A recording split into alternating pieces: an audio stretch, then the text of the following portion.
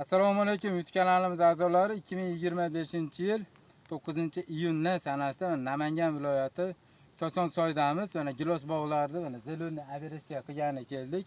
Bu zelonni operatsiya qilishdan maqsad quyosh nurini ichkariga olib kirib olish va tepaga o'sayotgan yangi surt nudalarni qaytarib hosildorlikni ko'paytirib borish. Mana qo'limda turgan gilos mana samba degan gilosdan ekan mana.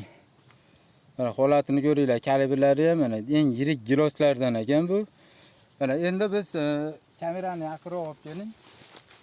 Mana shu holatda backside xudo xolasa keyingi yilga shu qo'limda turgan giloslardan mana hosil bo'ladi. Mana bu tomonimizda qilinmagan joyi mana. Mana bu tomonlarni ko'rib turibsizlar, ichki tomonda mana soya berib yotibdi.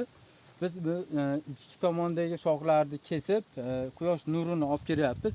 Mana qolib ketgan mana giloslarda mana mevalardan ham bor ekan. Mana sizlarga hozir uzib ko'rsatamiz buni mana. Mana holatini ko'ringlar mana. Uzib mana kalibri juda ham yirik. Mana gilosdan mana. Xitoyda gilosiga bemalol raqobat bo'ladi bu gilos.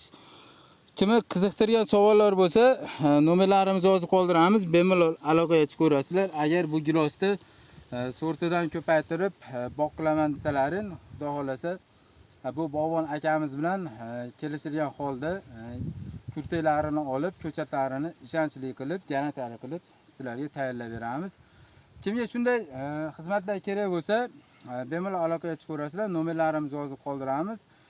Savollaringiz bo'lsa kommentariyaga yozib qoldiringlar. Har bir kommentariyaga yozilgan savollarga xudo xolasa qo'ldan kelganicha javob beramiz. Yana bir narsa, kuzgi mavsumga noyabr oyiga ko'chatlarga zakaz olishni boshlaganmiz. Kimga barcha turda mevali ko'chatlardan kerak bo'lsa, bemalol aloqaga chiqaverasizlar. Xudo xolasa noyabr oyidan ko'chatlarni sotuvga yo'lga qo'yganmiz. Xudo xolasa boshlaymiz. Videomiz yoqqan bo'lsa, like bosib ketishni unutmanglar. Bizga podpiska bo'lib, obuna bo'lib, gilos bog' qilaman degan, yangidan yangi bog' qilaman degan tanishlarga bu videoni jo'natib qo'yinglar.